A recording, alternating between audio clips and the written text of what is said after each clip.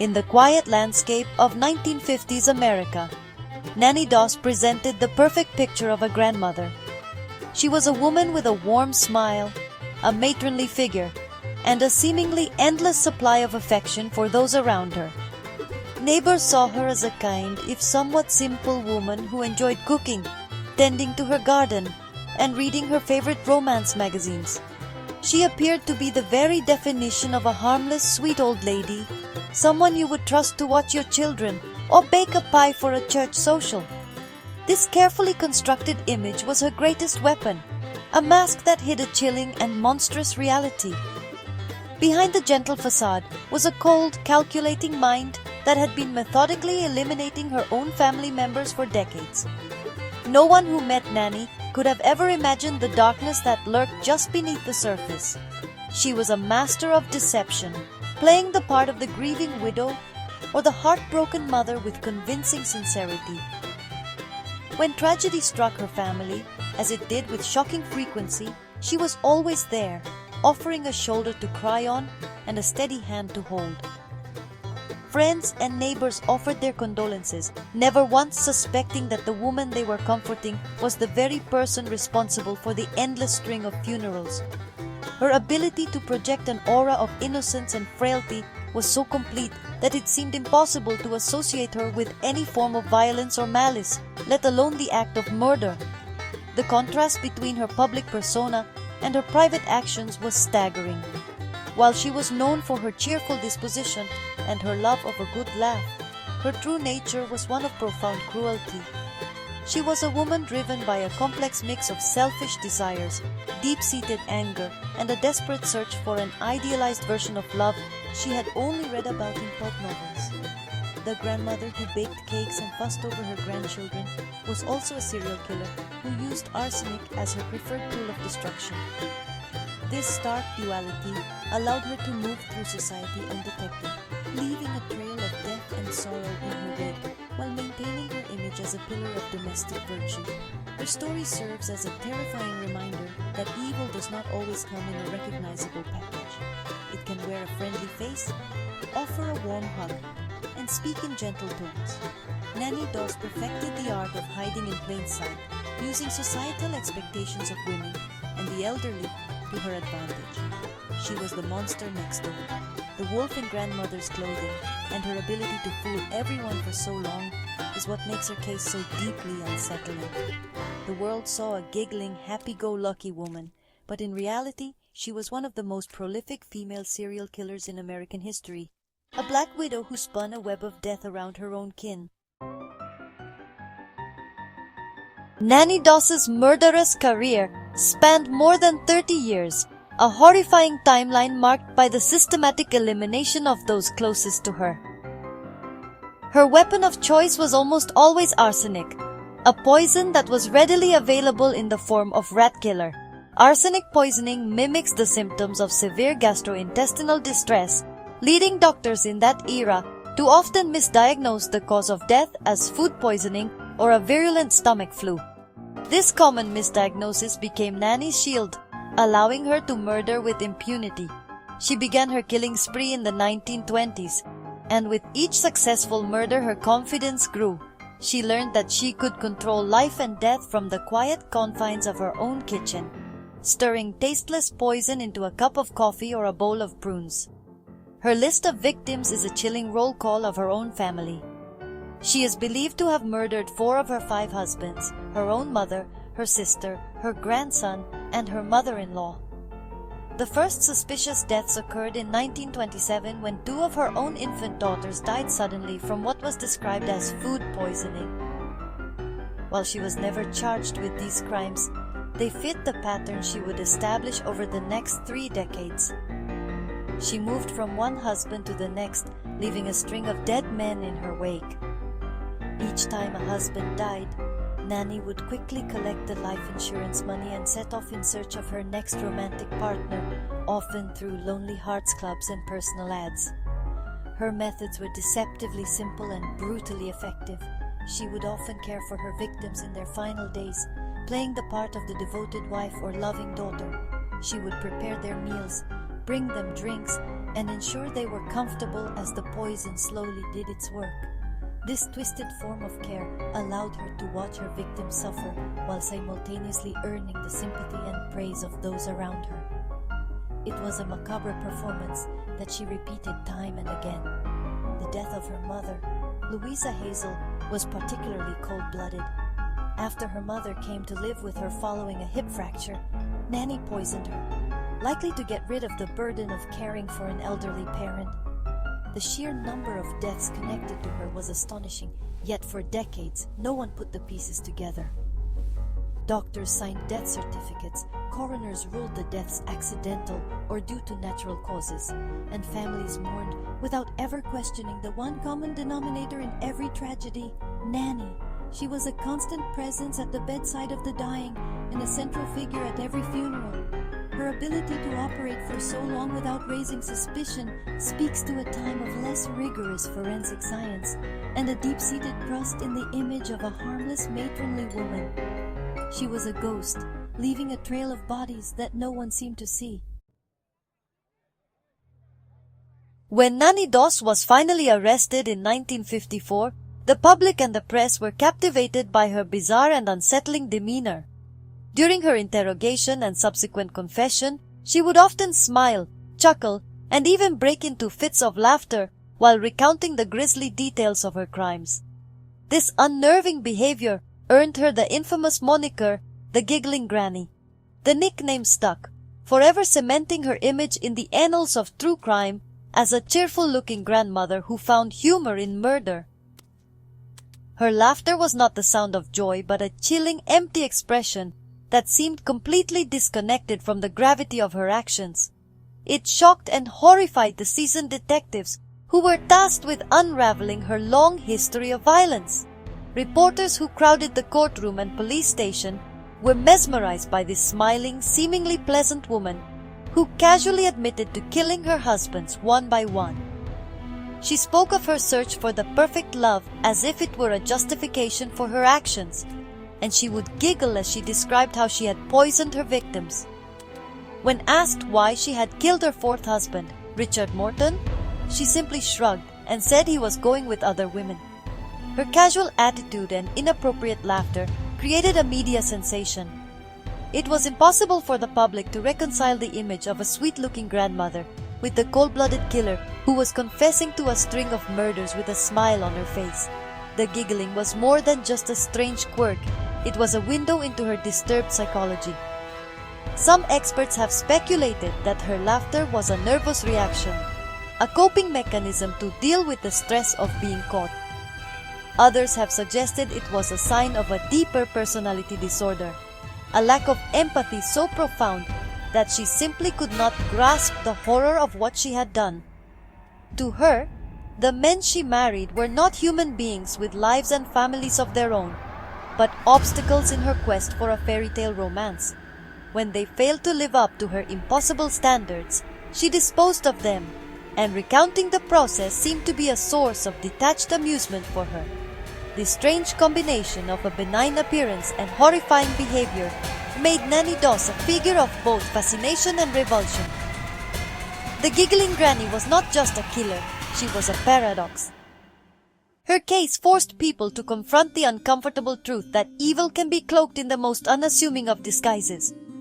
The laughter that echoed through the police station was the sound of a mask finally slipping, revealing the monster that had been hiding behind a grandmother's smile for over 30 years. It was the creepy, unforgettable soundtrack to a lifetime of murder. Nannie Doss was not driven by a single simple motive. Instead, her decades-long killing spree was fueled by a complex and toxic cocktail of desires, resentments, and psychological wounds. One of her primary motivations was a desperate, almost childlike search for an idealized version of romance. She was an avid reader of romance magazines and Lonely Hearts columns, and she yearned for the perfect storybook love she read about in their pages. When her real-life husbands failed to meet these fantastical expectations by being unfaithful, boring, or simply human, she would become disillusioned and angry. Murder became her way of divorcing them, freeing her up to collect their life insurance and start her search for a new, better partner all over again. Financial gain was another powerful driver. While she often spoke of her quest for love, the truth was that she profited handsomely from the deaths of her husbands. With each new marriage, she would ensure that she was the beneficiary of a life insurance policy. After her husband's timely demise, she would collect the payout, which gave her the financial freedom to move, buy a new home, and attract another suitor. This pattern repeated with at least 4 of her husbands. The money was not just a bonus, it was an integral part of her murderous cycle. It funded her lifestyle and enabled her to continue her lethal search for romance, making her a classic Black Widow killer. Beyond romance and money, Nannie was also motivated by deep-seated resentment and a desire for control. Her troubled childhood, marked by a domineering father who restricted her social life and may have caused a head injury that led to lifelong headaches and blackouts, left her with a simmering anger. This rage was often directed at family members who she felt were a burden or who stood in her way. She killed her mother-in-law, Arlie Lenning, after arguing with her. She murdered her own mother after she became an invalid and required constant care. She even killed her own grandson shortly after he was born, and later admitted that she did it because he was in the way. These motives, the pursuit of an impossible romantic dream, the cold calculation of financial greed, and the release of lifelong anger, were all intertwined. The insurance money allowed her to continue her search for the perfect man, while murder was her solution for any person or problem that caused her inconvenience or disappointment.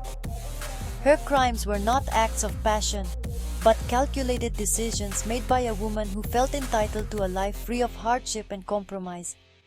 When reality did not conform to her desires, she simply eliminated the parts of it she did not like, using poison as her eraser. One of the most disturbing aspects of the Nannie Doss case is how she managed to get away with murder for so long. The key to her success was her masterful use of social stereotypes as a cloak of invisibility. In the mid-20th century, women, especially older, grandmotherly figures, were not seen as capable of committing violent, calculated crimes. They were viewed as nurturing, gentle, and domestic, really the heart of the family. Nannie Doss embodied this stereotype perfectly. Her cheerful demeanor, her love of cooking, and her matronly appearance made it almost impossible for anyone to suspect her of foul play. She was, in the eyes of the world, the last person anyone would think was a serial killer. This societal bias worked in her favor time and time again. When her husbands and family members died under mysterious circumstances, doctors and law enforcement officials were quick to assume natural causes or accidents. The idea that a smiling middle-aged woman could be systematically poisoning her loved ones was simply too far-fetched for most people to consider. When a man died suddenly, it was a heart attack. When a child passed away, it was a tragic illness. No one thought to question the grieving widow or mother who was always present, weeping convincingly at every funeral. She was shielded by the very expectations that society placed upon women of her age and station. Nannie actively cultivated this image of a harmless, devoted caregiver. She was known in her community as a good cook, and she often used her culinary skills to deliver her deadly poison. A poisoned prune stew for one husband, a cup of arsenic-laced coffee for another. These were acts of domestic terrorism hidden within gestures of care. By using the kitchen, a traditionally female domain, as her laboratory, she further reinforced her non-threatening persona. Who would suspect that the cake baked by a sweet old grandmother was a murder weapon? Her ability to blend in and appear ordinary was her most powerful tool. The trust that people placed in her was absolute, and she exploited it without a shred of remorse. Family members, neighbors, and even doctors were all taken in by her performance. Her surviving daughter, for example, had no idea that her mother was responsible for the death of her own son. The trust between a mother and daughter is one of the most sacred bonds, and Nannie shattered it. Her case serves as a chilling lesson in the dangers of stereotypes. By assuming that evil has a certain look or gender, we can become blind to the monsters hiding in plain sight, smiling at us from across the dinner table. Nannie's 3-decade-long reign of terror finally began to crumble with the death of her 5th husband, Samuel Doss. Samuel was a kind, church-going man from Tulsa, Oklahoma, who, unlike Nannie's previous husbands, was not a heavy drinker or a womanizer. He seemed to be the stable, loving partner she claimed to have been searching for. However, Samuel had one fatal flaw in Nannie's eyes. He was frugal and controlling with money. He disapproved of her beloved romance magazines and expected her to live a quiet, simple life. This was not the thrilling, passionate existence Nannie had envisioned, and her disappointment soon turned deadly. After a short and unhappy marriage, Samuel Doss was hospitalized with flu-like symptoms. During his hospital stay, Samuel actually began to recover. Away from Nannie and her cooking, his health improved, and he was eventually discharged. However, his return home was a death sentence. Within hours of being back under Nannie's care, he died on October 5, 1954. The sudden relapse and swift death of a patient who had been on the mend struck his physician, Dr. William D. Ford, as highly suspicious. Dr. Ford had treated Samuel in the hospital and knew how much he had improved. He could not reconcile the man's recovery with his sudden death just hours after being released into his wife's care. His professional instincts told him that something was terribly wrong. Driven by his suspicions, Dr. Ford refused to sign the death certificate without a full investigation. He approached Nannie and asked for her permission to perform an autopsy on Samuel's body, explaining that he needed to determine the exact cause of death. Perhaps overconfident after decades of getting away with murder, Nannie agreed. She likely believed that this time would be no different from the others and that her crime would go undetected. It was a fatal miscalculation. The autopsy was performed and the results were shocking. Samuel Doss's body contained enough arsenic to kill 20 men. The doctor's hunch had been correct. This was not a natural death. The discovery of massive amounts of poison in Samuel's system immediately turned the investigation toward his cheerful, grieving widow. The local police were alerted, and what began as a routine inquiry into a single suspicious death would soon unravel a horrifying history of serial murder. Nannie's perfect disguise had finally failed her. For the first time, a medical professional had looked past her grandmotherly facade and had seen the possibility of something sinister. The death of Samuel Doss was the final thread that, when pulled, caused Nannie's entire web of lies and murder to come crashing down around her. With the autopsy results confirming Samuel Doss had been poisoned, the police brought Nannie in for questioning. At first, she stuck to her well-rehearsed role as the heartbroken widow, denying any involvement in her husband's death. She smiled, offered the detectives coffee, and played the part of a confused, harmless old woman. But the investigators, armed with the irrefutable forensic evidence, did not back down. They pressed her, confronting her with the fact that her husband's body was full of arsenic. As the interrogation continued, Nannie's cheerful facade began to crack.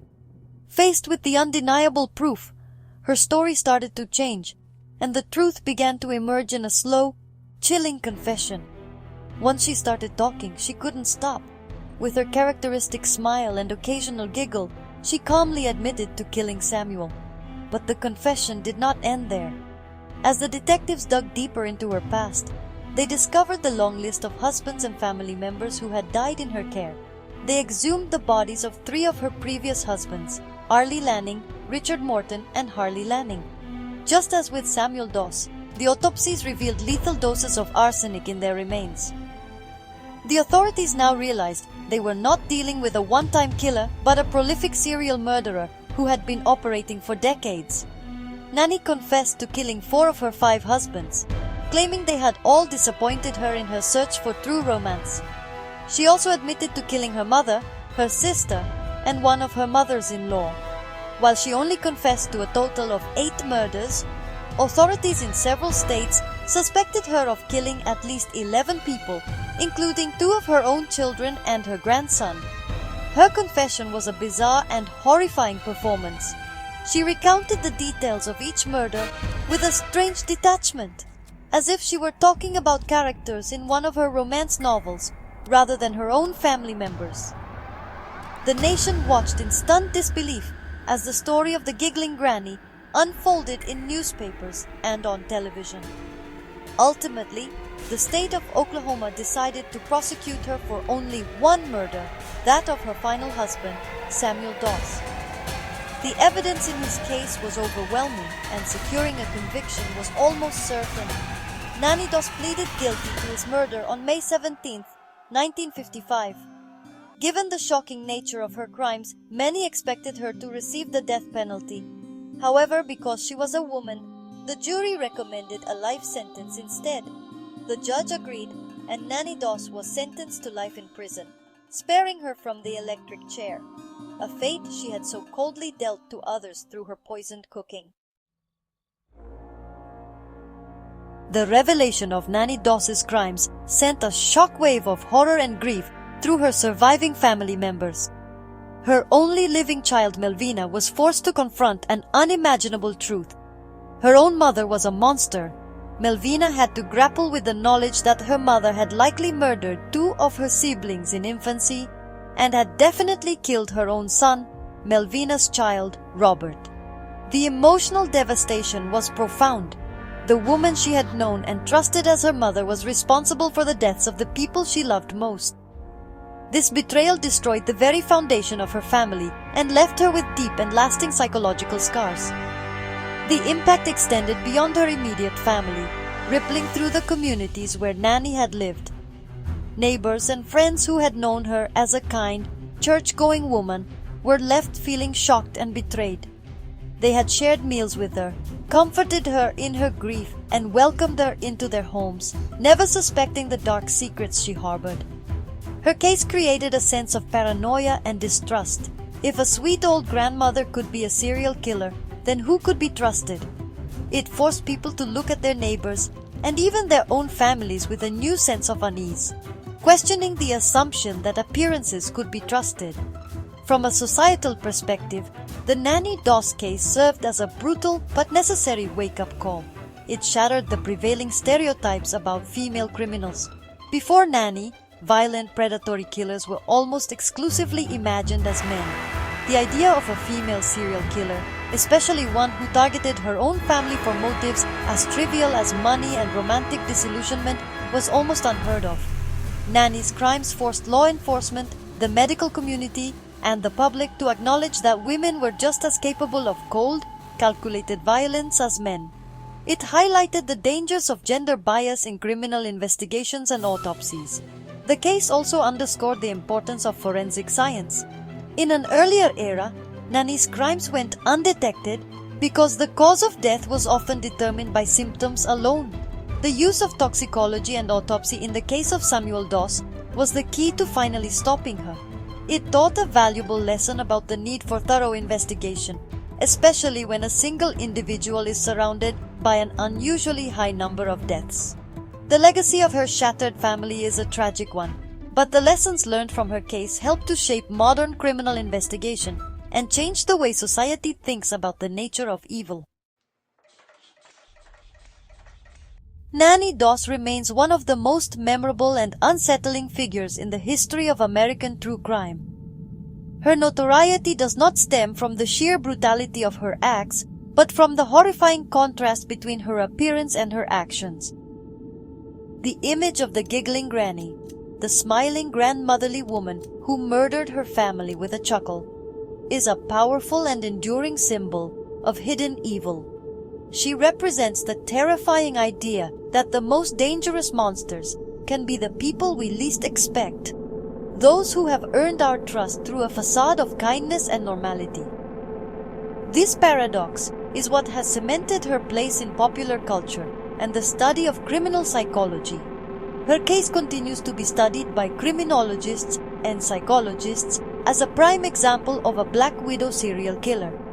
These are women who killed their partners and other family members for financial gain, control, or a combination of selfish motives. Nannie's story provides a detailed and chilling blueprint of this archetype. The use of poison, the feigned grief, the collection of insurance money, and the repeated cycle of marriage and murder. Her detailed confession offered a rare, albeit disturbing glimpse into the mind of such a killer, revealing a personality devoid of empathy and driven by a narcissistic and romanticized view of the world. The legacy of Nannie Doss also serves as a cultural touchstone, a warning that has been retold in books, documentaries, and television shows for decades. Her story forces us to confront uncomfortable questions about trust, deception, and the hidden darkness that can exist within the family unit. She challenged the comforting belief that home and family are always safe havens. In Nannie's world, the family dinner table was a place of danger, and a mother's care was a precursor to death. This subversion of the most fundamental social norms is what makes her story so profoundly shocking, even after all these years. In the end, Nannie Doss died of leukemia in prison in 1965, having served 10 years of her life sentence. She never expressed any true remorse for her crimes, remaining the giggling granny to the very end. Her legacy is not just that of a murderer, but of a master manipulator who used society's own biases against it. She taught the world a harsh lesson. Evil does not have a specific face. It can smile at you, bake you a pie, and call you family, all while plotting your demise. It is this chilling truth that ensures the dark, giggling legacy of Nannie Doss will never be forgotten.